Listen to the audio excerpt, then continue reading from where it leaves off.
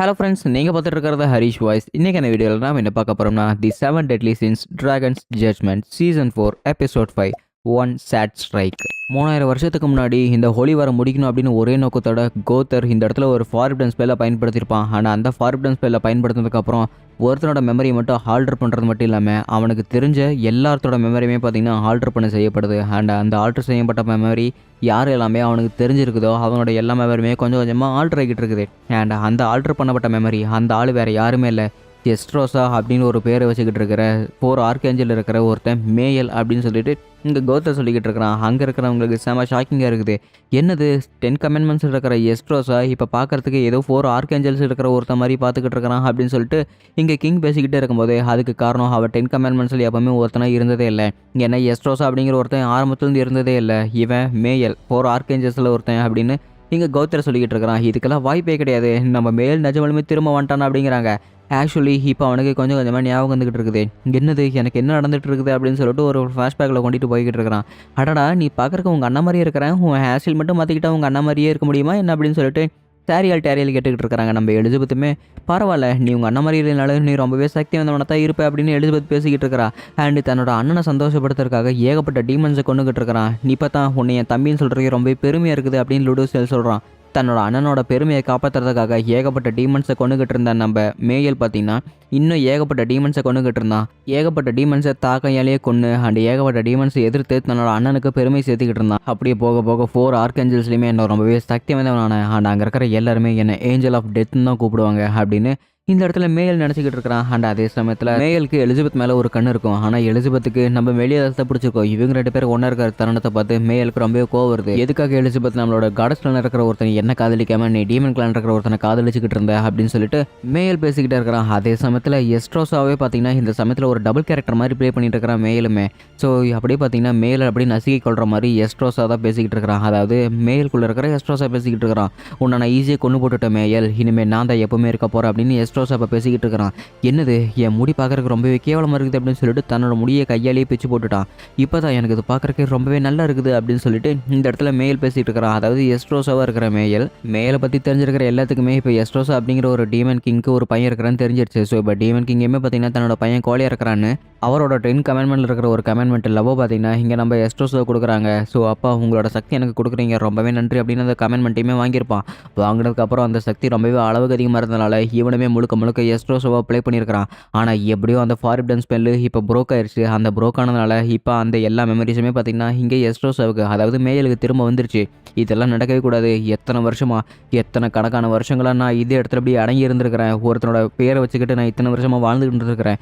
என் குடும்பத்தோடு நான் பிரிஞ்சிருந்திருக்கிறேன். எத்தனை உயிர்களை நான் கொடூரமாக கொண்டிருக்கிறேன். எனக்கு இதெல்லாம் நினச்சி பார்க்கும்போது ரொம்பவே அருவருப்பாக இருக்குது. நிஜமாலுமே நான் 4 ஆர்கேஞ்சல்ஸ் இருக்கிற ஒருத்தன் தானா, என்னை இந்த மாதிரி ஆக்கினது யார் அப்படின்னு நான் நினச்சிக்கிட்டே இருக்கும் போது ஆக்சுவலி இந்த மாதிரி பண்ணது எல்லாமே நான் தான். ஹோலி வர முடிவுக்கு கொண்டு வரதுக்கு எனக்கு வர வழி தெரியல. உன்னோட மெமரியை மேனிபுலேட் பண்ணி இந்த இடத்துல மெலிதாஸ் நம்ம டீமன் கிளானை பிட்ரே பண்ணிட்டான். ஸோ அவள் காடஸ் கிளானில் இருந்ததுனால இந்த டீமன் கிளானுக்கு காடஸ் கிளானுக்கு இருக்கிற பேலன்ஸ் வந்து ரொம்பவே இம்பேலன்ஸாக இருந்தது. அதை பேலன்ஸ் பண்ணுறதுக்காக தான் உன்னை நாங்கள் எஸ்ட்ரோஸாவாக கன்வெர்ட் பண்ணி இப்போ உன்னையே எஸ்ட்ரோஸாவை வச்சுருந்தோம். இப்போ அந்த கேர்ஸ் பிரேக் ஆனதுனால தான் நீயும் இப்போ திரும்ப மேயெல்லாம் வந்துட்டு அப்படிங்கிறாங்க. என்ன பேசிகிட்டு இருக்கிற நீ அப்படின்னா நீ என்னோட மெமரிஸை ரிட்டைன் பண்ணி எஸ்ட்ரோஸா அப்படின்னு ஒரு டீமனை என்னை நீ மாற்றி இருக்கிற இந்த 10 கமெண்ட்மெண்ட்ஸில் இருக்கிற ஒருத்தனை மாற்றி இருக்கிற அப்படின்னு சொல்லிட்டு கோத்திர ஒரு அடி கொடுக்குற பாருங்க மேயல். அதே சமயத்தில் அவள் செம ஆக்ரோஷமாக இருக்கிறான். ஏன்னா பல வருஷமாக தான் ஒரு ஆர்கேஞ்சல் அப்படிங்கிற ஒரு விஷயத்தை மறைஞ்சிட்டு 10 கமெண்ட்மெண்ட்ஸில் இருக்கிற ஒருத்தனை இவனை மேனிபுலேட் பண்ணியிருக்காங்க. இதெல்லாம் யோசிச்சு பார்க்கும்போது அவனுக்கு எவ்வளோ கோவம் வரும். எதுக்காக இந்த மாதிரியெல்லாம் பண்ணீங்க அப்படின்ட்டு இருக்கும்போது ஆக்சுவலி இதை நான் பண்ணவே இல்லை, என்னோட கிரியேட்டரான கோத்திர தான் பண்ணது, நான் அவரோட ஜஸ்ட் ஒரு பப்பர் தான் அப்படிங்கிறாங்க.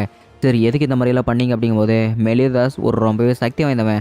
அவள் காடஸ் கிளான் பக்கம் சாஞ்சதுனால காடஸ் கிளானில் இருக்கிற பவரோ டீமன் கிளானில் இருக்கிற பவரோ இம்பேலன்ஸ் இருந்தது. அதை பேலன்ஸ் பண்ணுறதுக்கு ஒரு சக்தி வாய்ந்தவன் தேவைப்படுது. மெலிதாஸோட சக்திக்கு நிகரானவன். அப்பேற்பட்ட சக்தியை வச்சிருக்கிறது 4 ஆர்கேஞ்சல்ஸில் இருக்கிற நீ மட்டும்தான். ஏன்னா உன்னோட சக்தி நாங்கள் இந்த பக்கம் மேனிபுலேட் பண்ணி டீமன் கிளானுக்கு அனுப்பிட்டோம்னா இப்போ 2 பேர்த்தோட பவரும் ரொம்பவே பேலன்ஸ் ஆயிரும். அண்ட் அதுக்கப்புறம் தான் ஹோலி வரை முடிவுக்கு வரணும் அப்படின்னு சொல்லிட்டு என் கோத்தர் சொல்லியிருப்பாரு. அண்ட் அதனால தான் நீ இந்த பக்கம் வந்ததுனால இந்த எட்டர்னல் டார்க்னஸோட கதவுமே திறந்துருக்கும். இந்த ஹோலி வரமே ஒரு முடிவுக்கு வந்துச்சு. அதனால தான் நாங்கள் எல்லாருமே இந்த மாதிரி பண்ணோம் அப்படின்னு சொல்லிட்டு கோத்தர் எக்ஸ்பிளைன் பண்ணிக்கிட்டு இருக்கிறான். ஓ அப்படின்னா என்ன நீங்கள் இந்த காடஸ் கிளான்லேருந்து டீமன் கிளானுக்கு மாற்றினதுக்கப்புறம் இந்த ஹோலி வரக்கு ஒரு முடிவு கொண்டு வந்திருக்கிறீங்க. அது எல்லாமே நல்லதாக தான் இருக்குது. பட் இருந்தாலுமே என்ன நீங்கள் பயன்படுத்தியிருக்கிறீங்க, உன்னை நாங்கள் சும்மா விட மாட்டோம் அப்படிங்கிறாங்க. ஸோ இன்னொரு பக்கம் நம்ம கோத்திர பார்க்கும்போது அவனோட கண்ணு பார்த்தீங்கன்னா வெளியே பிதிங்கி கிடக்குது. நீ என்னதான் பண்ணாலுமே சரி, நான் ஒரு பொம்மை தான், எனக்கு ஒரு வலியுமே தெரியாது, அதனால நீ என்னை அடிச்சு நொறுக்கிடு அப்படின்னு சொல்லிட்டு இருக்கிறான். இதெல்லாம் நல்லதுக்கே கிடையாது. பல 100 வருஷமா என்ன ஒரு அடிமையாக நடத்திக்கிட்டு இருந்த ஒரு கோத்தர் இப்போ ஒரு பொம்மையாக இருக்கானா, இதெல்லாம் நினச்சி பார்க்கும்போது எனக்கு கடுப்பாக இருக்குது அப்படின்னு சொல்லிட்டு மேல் சொல்லிக்கிட்டு இருக்கிறா. கண்ணை மூடி கண்ணை திறக்கிறக்குள்ள கேஸ்ட் ஃபோயில் வச்சுக்கிட்டு நம்ம கிங் தான் பார்த்தீங்கன்னா அந்த அட்டாக் பண்ணிக்கிட்டு இருக்கிறான். கிங் வேணா நிறுத்து, இது எல்லாத்தையுமே நான் பார்த்துக்கிறேன், நீ எதுலையுமே தலையிட வேணாம் அப்படின்னு சொல்லிட்டு கோத்தர் பேசிக்கிட்டு இருக்கிறான். நம்ம 7 டெட்லி சின்ஸில் ரூல் நம்பர் 4 என்னன்னு தெரியுமில்ல, நம்ம ஃப்ரெண்ட்ஸ் யாராவது ஆபத்தில் இருந்தால் அவங்க உயிரே போகிற அளவுக்கு இருந்தாலுமே சரி, நம்ம உயிர் போனாலுமே சரி, அவங்கள காப்பாற்றணும். அதனால் நீ இங்கேயே கொஞ்சம் நேரம் இரு, நான் எல்லாருமே அவனை பார்த்துக்கிறேன் அப்படின்னு சொல்லிட்டு கிங் பேசிக்கிட்டு இருக்கிறான். ஸோ அதே சமயத்தில் இங்கே நம்ம கோத்திரக்கமே ஒன்றுமே புரியல. நாஜா இந்த இடத்துல நான் என்ன பண்ணுறது அப்படின்னு சொல்லிட்டு தன்னோட காதலியை நினச்சி பார்த்துக்கிட்டு இருக்கிறான். ஸோ கேஸ்ட் ஃபைல் ஃபார்ம் 5 இன்க்ரீஸை பயன்படுத்தி அந்த இடத்துல நம்ம மேல் அடிக்கிறான் பாருங்க. ஆனால் மேலோட சக்திக்கு நிகர் கிங்கால் எதுவுமே பண்ண முடியல. அவனுமே பார்த்தீங்கன்னா அடி வாங்கி கீழே விழுந்துடுறான். ஆரோ ஆஃப் சால்வேஷன் அப்படிங்கிற ஒரு பவரை பயன்படுத்தி கிங் அட்டாக் பண்ணுறா பாருங்க. கிங்கோட ஷோல்டரில் பலமாக அடிபட்டு ரத்தம் வந்துகிட்டு இருக்குது. மரியாதையை அவனை விட்டுடு, ஏன்னா இது எல்லாத்துக்குமே நான் தானே காரணம், உனக்கு ஏன் மேலே தானே கோவம், என்ன கொன்னுடு, அவனை நீ உயிரோட விட்டுடு அப்படின்னு சொல்லிட்டு கோத்திர கெஞ்சி கேட்டுட்டு இருக்கிறான். இதுதான் இந்த வழி தான் நீ ஆசைப்படணும்னு நினச்சிட்டு இருந்தேன், நான் பட்ட வழி நீயும் படணும், அதுக்கு நீ செத்தா பத்தாது, உன் பக்கத்தில் இருக்கிறவங்க செத்தாதான் உனக்கான வழி தெரியும் அப்படின்னு சொல்லிட்டு இங்கே மேல் பேசிக்கிட்டு இருக்கும்போது கேஸ்ட் ஃபோயில் ஃபார்ம் 1 பயன்படுத்துகிற பாருங்க. அப்பேற்பட்ட ஒரு கேஸ்ட் ஃபோயில் இங்கே மேலுக்கு முன்னாடி மேலே நிற்கும் போது அட்டாக் பண்ணுற பாருங்க. அப்பேற்பட்ட கேஸ்ட் ஃபோயிலே அசல்ட்டாக பிடிச்சிக்கிட்டு இருக்கிற அந்த குழந்தைத்தனமான விளையாட்டெல்லாம் என்னால் எப்பவுமே தாக்கு பிடிக்க முடியும் அப்படின்னு மேல் பேசிக்கிட்டு இருக்கும்போது இந்த ஃபேரிக்கு இங்கே நீ எப்பவுமே தப்பாக நினச்சிடாத அப்படின்னு சொல்லிட்டு அவன் இன்னும் அட்டாக் பண்ணிக்கிட்டு இருக்கிறான்.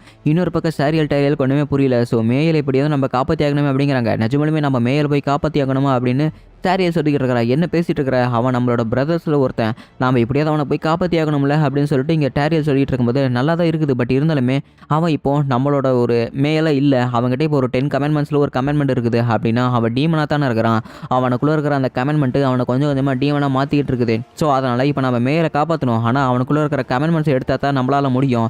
ஸோ இப்போ நம்ம எப்படியாவது போய் நம்ம மேலே அட்டாக் பண்ணி தான் அவனை, நமக்கு வேறு வழியே கிடையாது அப்படிங்கிறாங்க. இந்த இடம் முழுக்க நமக்கு இங்கே அட்டாக் பண்ணதால அப்படி எல்லாம் இடிஞ்சு விழுந்து கிடக்குது. ஸோ நம்ம எலிசபெத் காப்பாற்றுறதுக்காக டைரி வேற டைரி உனக்கு எந்த அடியுமே பள்ளியில் ரொம்பவே சந்தோஷம். அண்ட் அது மட்டும் இல்லாமல் இவ்வளோ வருஷமாக எஸ்ட்ரோஸாகவே இருந்த ஒருத்தன் இப்போ மேலுங்கும் போது எனக்கே ரொம்ப ஒரு மாதிரியாக தான் இருக்குது.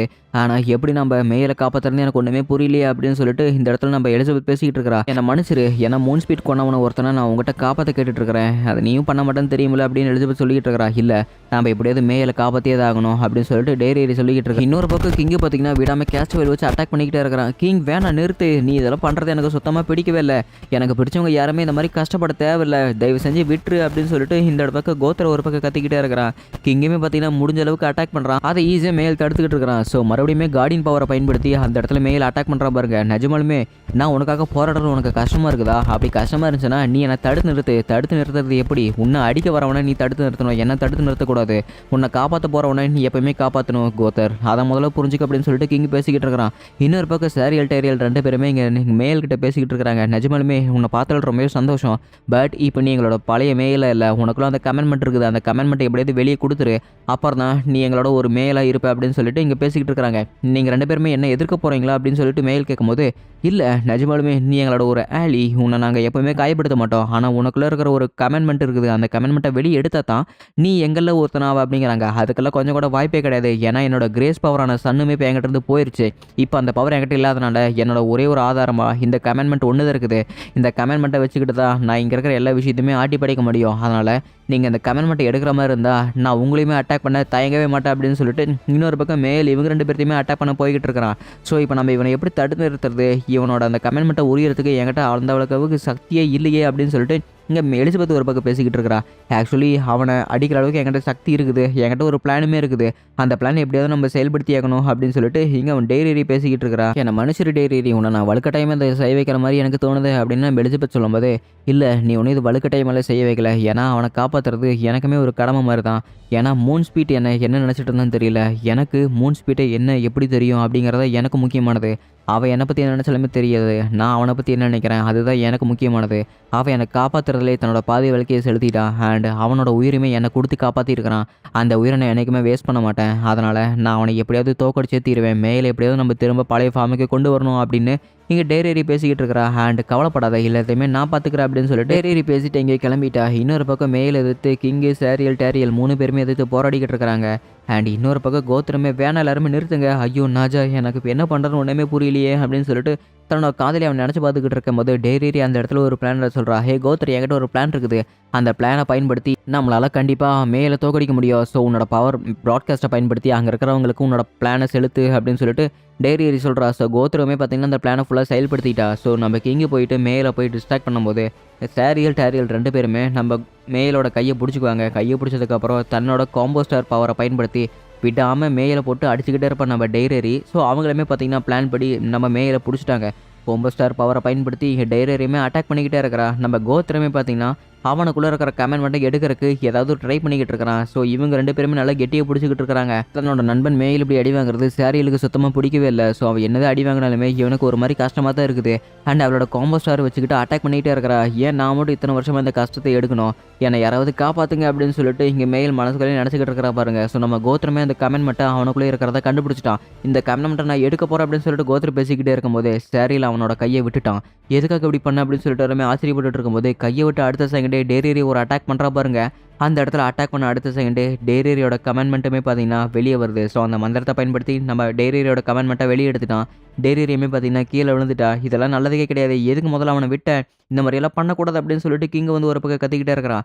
வேணா நீ அந்த கமெண்ட்மெண்ட்டை அப்சர்வ் பண்ணாத அப்படின்னு சொல்லிட்டு சாரியில் ஒரு பக்கம் கத்திக்கிட்டே இருக்கும் போது அந்த கமெண்ட்மெண்ட்டுமே பார்த்தீங்கன்னா அவ ஒரு மந்திரமாட்ட சொல்லி அந்த கமெண்ட்மெண்ட்டை உள்ளே எழுதுக்கிட்டான். அந்த கமெண்ட்மெண்ட்டை நீ உள்ளே எழுத்தினா அதை ஒன்று ஆக்கிரமிக்க ஆரம்பிச்சிடும், எதுக்காக இப்படி பண்ணிக்கிட்டு இருக்கிற அப்படின்னு சொல்லிட்டு சாரியல் டேரியல் 2 பேருமே கத்திக்கிட்டு இருக்கிறாங்க. இன்னொரு பக்கம் டெய்ரி ஏதோ ஒரு இடத்துல இருக்கிறா. என்னாச்சு, நான் அங்கே மேலே எதிர்த்து போராடிக்கிட்டு இருந்தேன், இப்போ இந்த இடத்துல இருக்கிறேன், அடா ஆமல்ல நான் செத்துட்டு நட்டுருக்குது அப்படின்னு சொல்லிட்டு ஒரு இடத்துக்கு நடந்து போயிட்டு இருக்கிறா. எனக்கு இந்த இடம் முழுக்கவே பழக்கப்பட்ட மாதிரி இருக்குது அப்படின்னு சொல்லிட்டு முன்னாடி போயிட்டு இருக்கும்போது மெலிதாஸ் எதிர்த்து நம்ம எப்படியாவது போராடி ஆகணும், ஏன்னா அதான் நம்மளோட உண்மையான கடமை அப்படின்னு சொல்லிட்டு மூன் ஸ்பீட் முன்னாடி பேசிகிட்டு இருக்கிறான். இதுக்கெல்லாம் வாய்ப்பே கிடையாது, மூன் ஸ்பீட் நீ திரும்ப வந்துட்டியா அப்படின்னு சொல்லிட்டு நம்ம டெய்ரி திரும்ப பார்த்துக்கிட்டு இருக்கிற ஆச்சரியத்தோட. ஆமாம் வேறு வழி, ஏன்னா அவனை எதிர்த்து தான் நம்ம போராடி ஆகணும் அப்படின்னு மூன் ஸ்பீட் பேசிக்கிட்டு இருக்கிறா. ஏய் நீ உயிரோடு வந்துட்டி அப்படின்னு சொல்லிட்டு ஆச்சரியப்பட்டு பேசிக்கிட்டு இருக்கிறா. நாம் எதுக்கு போய் அவனை காப்பாற்றணும், நம்மளோட டீமன் கலை எதிர்த்து போராடினவன் அவன் நம்மளோட துரோகி, நம்ம எப்படியாவது அவனை கொன்னேதான் ஆகணும் அப்படின்னு சொல்லிட்டு இங்கே இருக்கிற டெய்ரி பேசிகிட்டு இருக்கிறா. ஓ அப்படியா, இப்போ எனக்கு எல்லாமே புரிய வருது, இது 3000 வருஷத்துக்கு முன்னாடி இருக்கிற ஒரு மெமரிஸ், இந்த மெமரிஸ் நான் இப்போ நல்லா பார்த்துக்கிட்டு இருக்கேன்னு எனக்கு நல்லாவே தெரியுது அப்படின்னு டெய்ரி பேசிக்கிட்டு இருக்கிறா. நம்ம எப்படியாவது போய் அவனை தடுத்து நிறுத்தியாதான் ஆகணும், நான் இங்கேருந்து கிளம்புறேன், நீ என் கூட வரையலையா மூன் ஸ்பீட் அப்படின்னு சொல்லிட்டு இங்கே டெய்ரி கூப்பிட்டுக்கிட்டு இருக்கிறா. நான் வரமாட்டேன்னு எப்பவுமே சொல்லவே இல்லையே, பட் இருந்தாலுமே கொஞ்சம் பொறுமையாரு அப்படிங்கிறாங்க. நான் இங்கிருந்து கிளம்புறேன், நீ வந்தாவா வரலினா இங்கே தனியாக கடை சாவ அப்படின்னு சொல்லிட்டு டெய்ரி பறந்து போயிட்டார். இரு, நான் எப்பவும் கூட வரமாட்டேன்னு சொல்லவே இல்லையே, நான் எப்பவுமே உங்க கூட தான் இருப்பேன், நான் வர இரு அப்படின்னு சொல்லிட்டு மூன் ஸ்பீட்டுமே இங்கேருந்து பறந்து போயிட்டான். எனக்குமே இப்போ தான் புரியுது மூன் ஸ்பீட், நீ ஆரம்பத்துலேருந்தே உன்னோட காதலை என்கிட்ட காத்திக்கிட்டு தான் இருக்கிறேன், ஆனால் நான் தான் அதை பார்க்க எப்போவுமே மறந்துக்கிட்டே இருக்கிறேன் அப்படின்னு சொல்லிட்டு டெய்ரி இந்த ஃப்ளாஷ்பேக்கை நினச்சி பார்த்துக்கிட்டு இருக்கிறா. ஸோ அந்த ஃப்ளாஷ்பேக்கில் இவளோட ஆத்மா இந்த இடத்துல தான் இருக்குது. இது எல்லாத்தையுமே நம்ம எலிசபெத்தை காட்டிகிட்டு இருக்கிற மாதிரி காட்டிக்கிட்டு இருக்கிறாங்க. இன்னொரு பக்கம் அவள் ஹீல் பண்ண ட்ரை பண்ணிக்கிட்டு இருக்கிறா, ஆனால் அவளால் முடியல, அவள் செத்துட்டா. நீ கொஞ்ச நேரம் இங்கேயே ரெஸ்ட் எடுத்துக்க, ஏன்னா இதுக்கு மேலே நீ போராடினது எல்லாமே போதும், இதுக்கு மேலே எல்லாத்தையுமே நாங்கள் பார்த்துக்குறோம், மேலே எப்படியாவது நான் தடுத்து நிறுத்துறேன், அது மட்டும் இல்லாமல் மெலிதாசுமே நான் காப்பாற்றியே தீருவேன் அப்படின்னு எலிசபெத் சொல்கிறா. அதோட எபிசோட் முடிக்கப்பட்டதே.